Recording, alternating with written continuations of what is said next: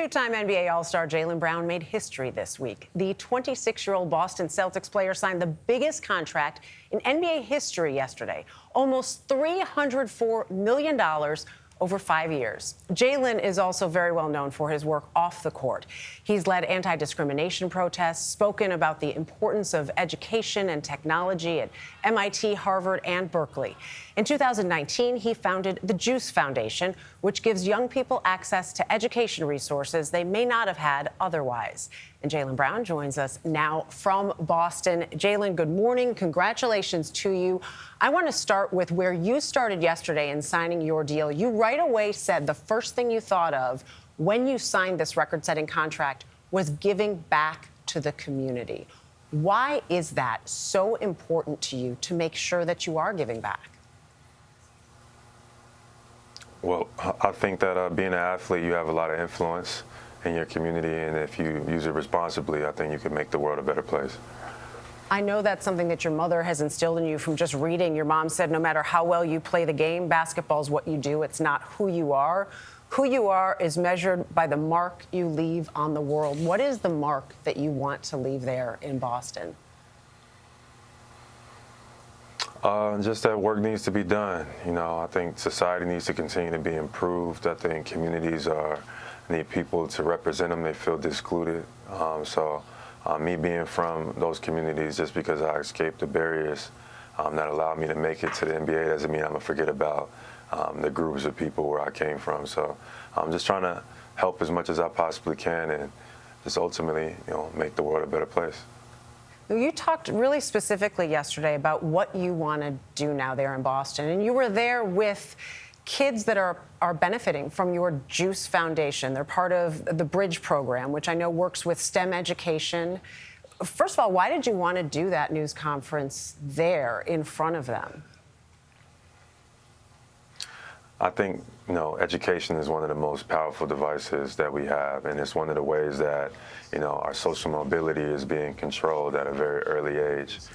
So being able to have my students there who are participating in my MIT program, to get to learn directly from MIT professors, MIT scientists, NASA astronauts, you get to directly, benefit from those stories and those life lessons. So my goal is to build the next leaders, the next generational leaders of the world, and I feel like with the Bridge program, that's what I'm doing.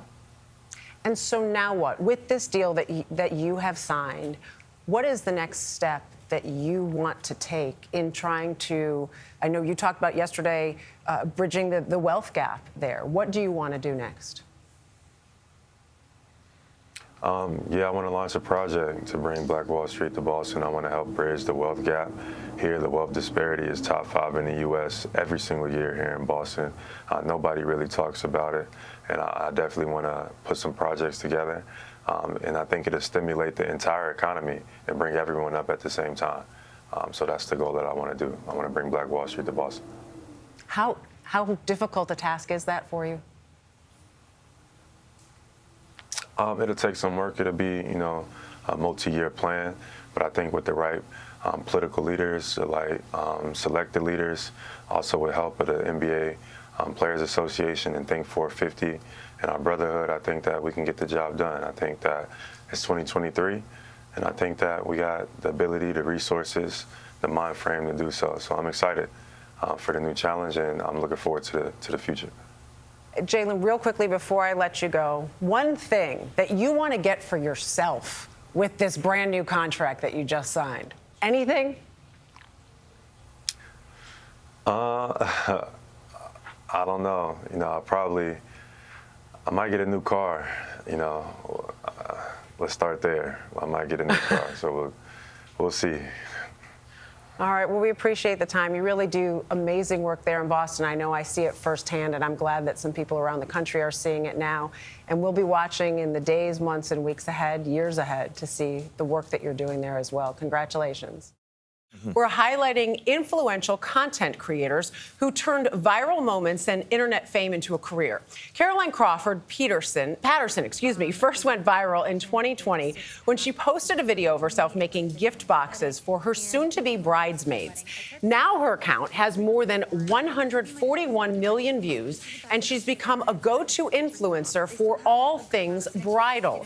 In a recent video, she reveals her formula for making sure your wedding bouquet is the perfect size. If you are getting married, plan on ever getting married, and ever pay attention to one video of mine, this is the one. When you talk to your florist about your wedding bouquet, whether it is classically round, cascading, you are going to measure the width of your waist and you are going to give her that number. Then you are going to tell your florist that the largest point of your bouquet will not exceed the width of your waistline, which is the number you're giving them, minus 1 inch. Florists do not ask for measurements on the arrangements that you want, specifically not bouquets. So providing dimensions definitely helps for all arrangements if you're that type of bride.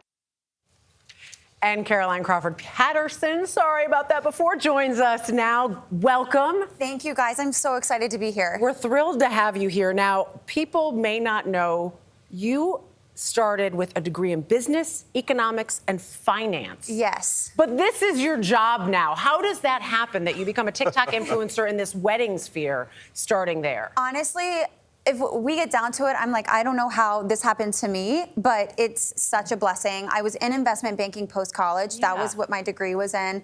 And I was good at math. And I always make this joke. I think when you are, being raised as a woman and you're good at something, they're like, do it, go for it. And I just never, I didn't love it, but I was good at it. And I always was more creative, but growing up, there was no one around me who worked in creative spaces. And I didn't know anyone that even knew a designer. And so this was always a hobby for me, but I don't really believe in pipe dreams. So I always thought to myself, and I would always say, and honestly kind of manifest and hope for that one day I would find my way to a more creative space that would end up in design. And during COVID, I made a TikTok about my bridesmaids boxes. Because I couldn't tell them what I was putting in them. It was a You had to show surprise. it, right. Yeah. And I wanted to hold myself accountable for finishing a project because sometimes, that's difficult to do. And I only uploaded it because you can't save a video until you upload it. And so I uploaded the video and it blew up. And things just kind of took off from there. What and was that wild. moment like when it went viral for you? That moment was, I actually was going home to see my sisters. I'm the oldest of 4 girls.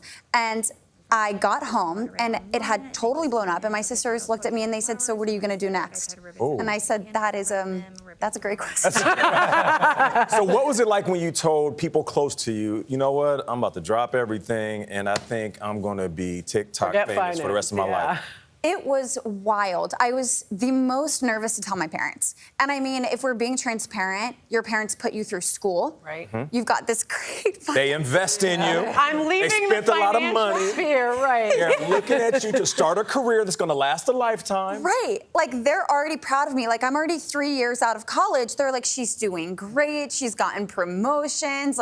She's in banking. She's got a 401k. She's going to get a bonus. And I'm like, so there's an app called TikTok. So I was nervous, but they were so positive and loving about it just because I've always been more creative than anything else. And I think that they saw how miserable I was and how toxic that workplace environment was. And they wanted me to put my energy into something that I was more passionate about. So, Caroline, do you now believe in pipe dreams? No, I don't. Oh, my goodness. There's no such thing as a pipe dream. I think that a pipe dream is when we have an idea of what we want to do with our life, but we don't know how to get there. What advice would you give to other kids, maybe young adults, older adults even, who are looking at something like what you're doing? Because it's not easy to survive in the social media sphere. It is not. I think the most used advice, but best advice, is you do have to post as if nobody you know is following you. And I think that I can say that because when I did post, I truly didn't have anybody I know following me, and I didn't think a single soul would see it. And I know that if I had that thought in the back of my mind, I never would have even taken that leap to do what I did. And so having that inhibition totally removed was extremely helpful. And I would also just say believe in yourself, because I don't think that this is how I thought that I would end up here. at all, but I constantly find myself in scenarios that I always dreamed of being in. I just had no idea what path would get me there. Yeah, and you got married in 2021, right? I did, yeah. So how has that changed your perspective on what you do for a living? So when I was younger, I would take all of my Barbies and I would make wedding gowns for them out of like scraps and toilet paper and like save them and keep them on display. So I always loved weddings and design. And so when I got engaged, that like reawakened that part of me that was so passionate about that aspect of design, like that niche of it in particular, and the planning of it. And I think that maybe my personality was just built to go all in on weddings, but I'm so grateful for that phase of life. We appreciate you coming in, Caroline Crawford Patterson. Thank you so much. Thank you guys so much for having me. We're talking about Teenage Mutant Ninja Turtles, who have been fighting bad guys and eating pizza in the sewers of New York for decades. The first comic was an instant hit back in 1984. Since then, the Turtles have starred in a cartoon on the small screen and blockbusters on the big screen. Now they are back in action with a new animated film, Teenage Mutant Ninja Turtles, Mutant Mayhem. The writers and producers include Seth Rogen and Evan Goldberg, the team behind Superbad, and more. Take a look. Boys, where have you been? I've been freaking out. We're sorry, Dad. It was this it was this cat, and I'm scared of cats, so. Yeah, we did have to. Wait a second. You said you would go shopping, then come right back. Where were you? Nothing. Look, we're really sorry, Splinter. Some of the guys want to see a movie, and I try to talk them out of it. Are you What? You watch a movie with a humans? Ugh. You ratted us out. Hey, don't use that word that way. I mean, it's 2023. Sorry, Dad. Got to be more sensitive. The movie is produced by Paramount Pictures, part of our parent company, Paramount Global. Jeff Rowe directed it, and he joins us now. Jeff, good morning. So good to see you. Good morning. So good to be here. So I loved watching this series growing up. I know you did as well. There's a lot of nostalgia behind it. This is different, though, including more of a focus on the teenage part of this film. Absolutely, yeah. It's you know, it was the first thing that I ever loved in my life. I don't remember having thoughts before I knew about the Ninja Turtles and loved them. But historically, they've never been played by teenagers. They've always been adult men, kind of. I had a really distorted view of what a teenager was watching Ninja Turtles. Deep voices. Yeah. I'm like, oh, I guess you're really muscular and talk deep. But, What's wrong with me? But no, for this movie, we really wanted to lean into teenage, cast actual teenagers for the first time, and we recorded them in a way where they're just like talking over each other, bantering like real teens, like tried to make it feel really authentic. How was there a barrier to that? Did you ever have to say, just be who you are, don't try to be someone acting? Yeah, no, absolutely. At one point, they were trying to like act more dorky or nerdy, and Seth was like, all due respect, you guys are dorky enough as is. You don't have to put it on, just be your natural selves, and that'll come through. You were saying how much you loved this franchise. This has been done. There are previous animations of it. There are I can't remember how you call it, but the live version of it.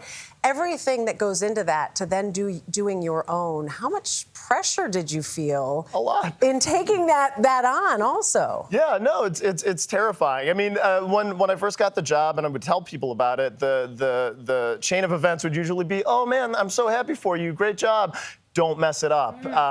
People are really, really huge fans of this, and there's a burden that comes with that. Like it means so much to so many people. You want to make sure you do right by fans, and thankfully, being a fan myself, I think I have a good idea of what they want. Does it mean one thing to so many people, or is it that everybody's got their own relationship with it? I think that's exactly it. I think that's why the franchise is so enduring and lovable, is that everyone is a turtle. Everyone knows who they are.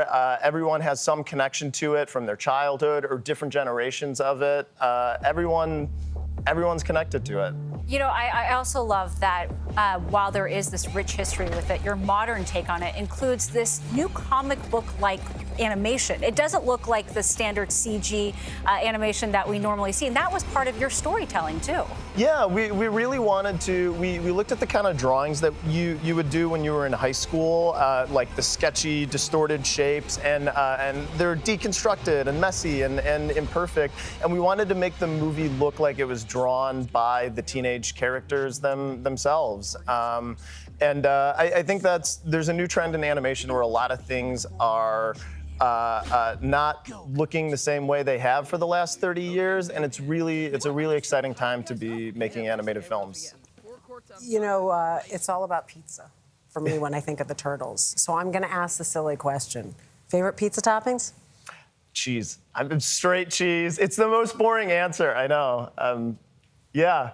I don't know. I feel like you gotta up the ante a little. Get adventurous, try some. Yeah, I mean, no, let his art flow into the other Was channels. that part of the cast when you're doing this and you're talking? You had guys like Ice Cube was part of this. You met Seth Rogen, obviously. Yeah. Was there discussion amongst everybody of the pizza that you would have? No. I mean, I hide that secret shamefully. I don't tell people that I only eat cheese pizza, so I would just avoid that at all times. Now you just told everyone on national television. Yeah. So, Jeff Rowe, thank you very much. I'll just leave you with Cowabunga. Cowabunga. Cowabunga.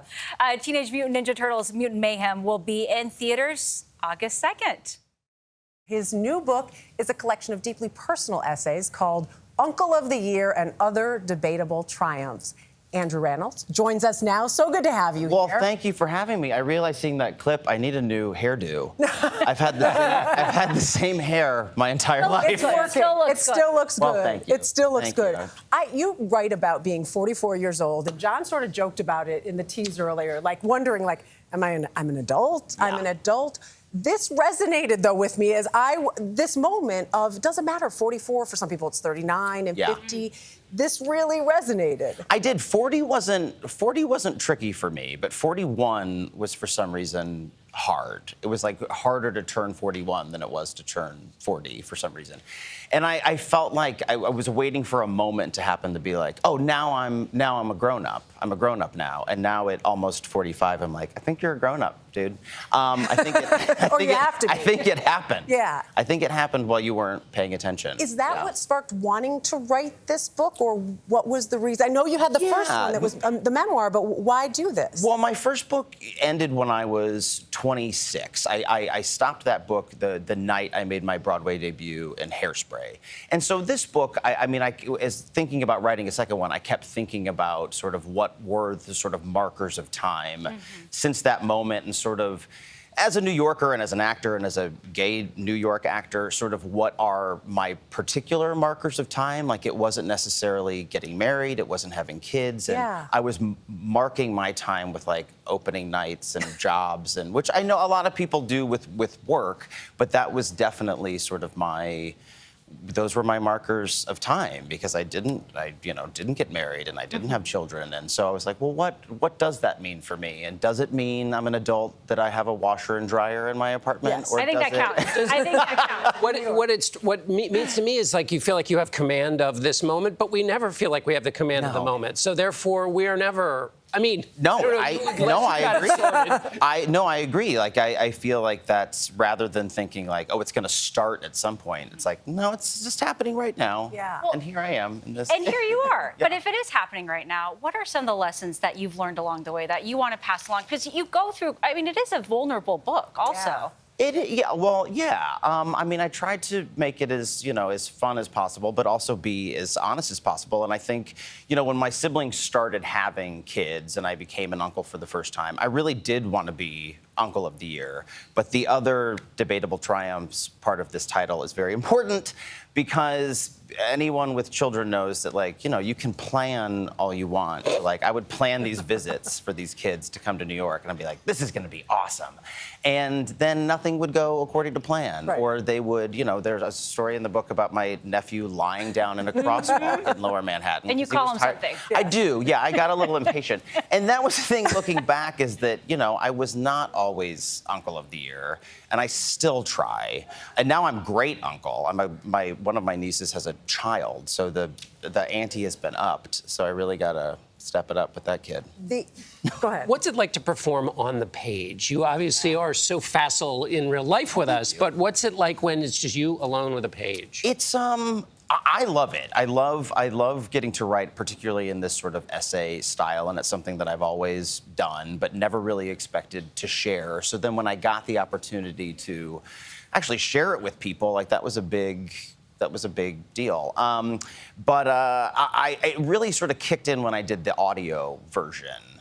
My big fear in writing, and I think a lot of writers would say this, is that it's not going to sound like you. And so then in reading it out loud, I was like, okay, it still sounds like me. That's still correct. I told you, the drive from Boston to New York, I listened to it.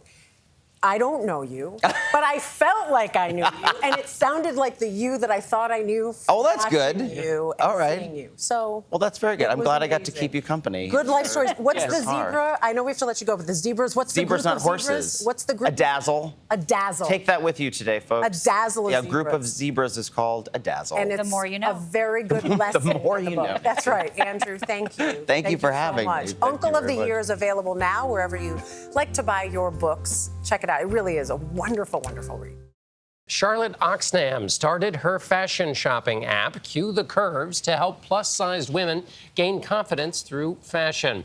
The app compiles size-inclusive brands all in one place, and it partners with more than 250 companies making shopping easier. Oxnam launched it because she says she knows firsthand how much clothing can affect self-confidence. She says she has, quote, made it my mission to help every plus-size girl and woman love themselves and their body, no matter their size. Charlotte Oxnam, good morning. Welcome. Good morning. Thanks for having me.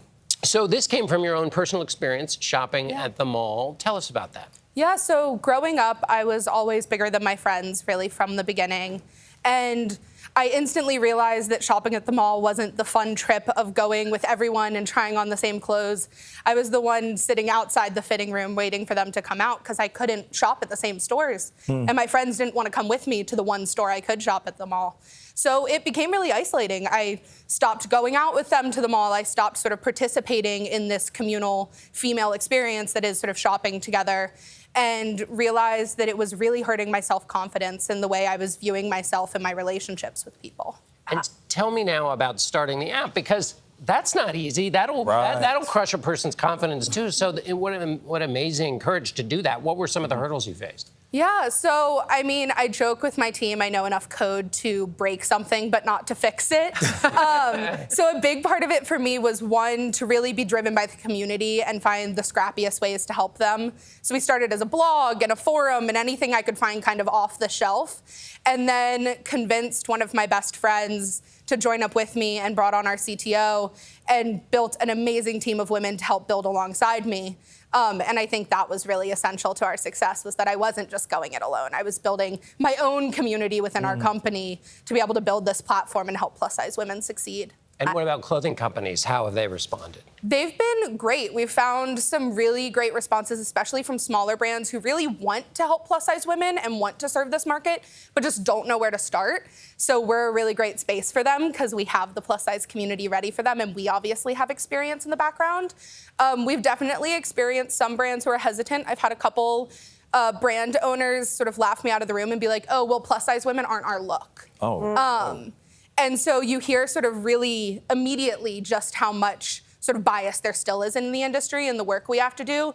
But when you realize the majority of women in the US are plus size, statistically, we're not some niche market that should be shoved to the back corner of a store, the dollars start to talk. And all of a sudden, brands are a lot more open to the conversation when you tell them they're leaving 2/3 of their potential customers on the table. I shared with you, I came in the green room, your story was my story in high school, and I wish that I had had this. This is amazing, the numbers that you have on there. What has the reaction been from people that have been getting on the app? And you're opening up a world for people who have, as you said, you feel secluded from your friends. Yeah, I mean, we get the most amazing messages that fuel me every day from girls, especially like high school age girls, who reach out and say, you know, I wasn't gonna go to prom because I couldn't find a dress that I felt really good in. And so I was just gonna skip out, and I found one on your platform. Or, you know, this finally made me feel like I could wear something that I felt good in and not the clothes that my mom sort of had to pick up from the business casual section. Right. So you realize that we're offering clothes, but it's really much deeper than that, in that we're offering women a space to reclaim their self-expression and reclaim their self-confidence and say, you know, this is how I want the world to see me, and I actually am the one in control of that. The world's not telling me how I have to dress. Well, we didn't get the green memo. You guys look Apparently. look great. You know, you talk about creating this ecosystem, and like John said, it's difficult. It's not easy to take that leap because you don't know if you're going to fall or not. And there are other people out there that are sitting back saying, I want to create something that I'm passionate about. What advice do you give them? Yeah, so I had the very unique experience. I built my first company at 14. So I've been doing this for a bit, even though I'm only 21. And I give the advice to a lot of entrepreneurs I work with, which is that the first step is a lot smaller than they think it is. Especially female entrepreneurs feel like they need to have a perfect product ready for market. And I was a victim to that too, where I felt like I couldn't tell anyone until it was just right. And you realize what actually the most successful companies do, and the companies you see blow up and become really amazing household names are the ones that started in something as simple as a Google form or started doing it by hand. I mean, we started by users just DMing us on Instagram what they were looking for, and I would spend hours searching for items and trying to send it to them. Now, that's not sustainable when you grow a community, but if we hadn't gone through that experience, we wouldn't have become what we are today. So my advice always is start really small and just do it. Tell the world, share it, and you know, it'll snowball and build into what you can be. This is, it's amazing, and I hope that anybody who's even thinking about looking at it goes at it, because if I had had this when I was in high school, it would have been game-changing. My mom wouldn't have to go and grab every clothing item on the rack and come back just to try to get me one thing that would have fit. So thank you for thinking of everybody that others aren't thinking of. Incredible. Thank you. It is not every day that the history of a corrupt dictatorship is turned into a Broadway musical, but that's exactly what has happened with the story of Imelda Marcos, the former First Lady of the Philippines, nearly 40 years after her husband's regime was overthrown. Her life is the basis of a new pop musical called Here Lies Love, created by David Byrne of the Talking Heads. It is the first time an all-Filipino cast has performed on Broadway. In this preview, Imelda arrives in Manila and witnesses the popularity of her future husband, Ferdinand Marcos, played by Jose Llana. Take a look. Who's holding aces and who's gonna fold and who's got a secret and who's feeling bold? It's a winning combination. If a lady understands that the king and the queen of hearts could be a perfect hand, And Jose Llana joins us first on CBS Mornings. Welcome. What an amazing performance you all gave. I was so blown away and surprised by it. I know you have called this a Trojan horse. Yes. As a musical, which probably makes a little bit of sense to some people. Explain that. Well, you know, I think people, first of all, people are going to come for the party. It's a party. We're having a big disco, the best party on Broadway right now. You come in for the disco. And but then you leave with a little bit of a history lesson. Yeah. You know, a lot of people don't know very much about the Filipino history, about martial law. And I think our goal is to have a great time, come and dance and come wear comfy shoes and dance. But you're going to go home with a little bit of a history lesson going, oh, that happened. That is exactly what it is. And I should explain, people can see it a little bit there, but part of the audience, you are on the floor. This is where I was. And you're moving around. At times you are dancing. There's a DJ who is getting you into Dana, this you moment. said you loved being I loved that. I can't imagine not seeing it in that way, because you felt like you were a part of it, reliving some of the history that I knew and learning history, as you said. Right. But you were born in the Philippines. I was. Under martial law. I was. During this time. So what was it what is it like to come back then and play Ferdinand Marcos? You know, it's really interesting. You know, we always say that Filipinos, we're the masters of assimilation, you know, and I think my generation, my sister and I were both born in martial law. My parents, during the 70s, realized that being in the Philippines was not a place to be during martial law. So they moved here. We moved here, like a vast majority of Filipino Americans who came during the late 70s. There you are right there. There we are, that's my mom. I love that photo of my mom. But my sister and I retained a lot of our culture. My parents were adamant about making sure that we knew why we left and what martial law was. And so now, you know, decades later, I tell them that I'm going to be part of a new musical, and I'm going to be playing the guy who made us leave our country. Right. You know, so it's pretty intense, and it's a complicated conversation, but that's the important thing. We want people to have the conversation, because I think when you have things like martial law happen to a country, it's easy to take that trauma, compartmentalize it, and leave it behind. But you have to talk about it, or else things get repeated and mistakes are made. Well, and speaking of that, you've been involved with this since 2011, but you say it's more relevant than ever today. Absolutely. What do you mean by that? Well, absolutely. Like when the show was written 12 years ago, originated 12 years ago, we were in the Obama administration, you know, and an Aquino, Coryexon Aquino's son, was currently president of the Philippines. Now a Marcos is president of the Philippines, and we've lived through a decade of turmoil around the world about democracies coming down, and so it's, I think when we told the story before, it was, oh, look what bad things happened before, aren't we great now? Now it's a bit more of a warning of, wow, where are we now in the world, and countries are being invaded, and people are not wanting to let go of power. Those conversations and those situations, it's a cycle that happens over and over again. Bad things are always off stage. Exactly. Yeah, more relevant than ever is true. You've been on this 12-year journey, like you said, with singer-songwriter David Byrne. And he co-wrote the music, lyrics. Lucky. As talented as it gets. Yeah. What is it like working with him?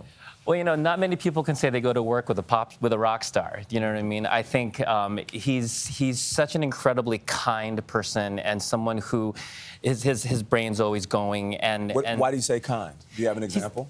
Well, you know, I think when I walked into that audition room, and I, you know, as a son of major anti-Marcos activists, you know, I walked in there and I said, you know, I'm gonna come in here and hopefully be part of your show, but if you're gonna glorify these Marcoses in any way, I'm gonna step away.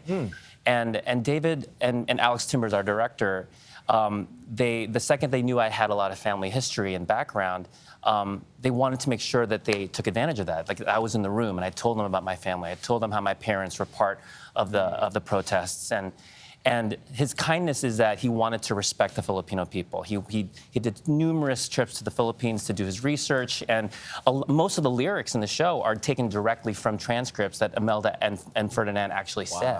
So he wanted to tell the story, he wanted to be honest about it, and he wanted to honor the legacy of the Filipino people, which is why the show ends with the People Power Revolution of 1986. And it's a really, really powerful, beautiful moment. I cannot tell you again what a beautiful. Thank you. Go see it. Yeah. Go Thank you so see it much. if you get a chance. Run, don't Come have a walk. party. Come for the party. Thank you. Yeah, come to the party. Wear comfortable shoes. Here Lies Love, currently playing on Broadway.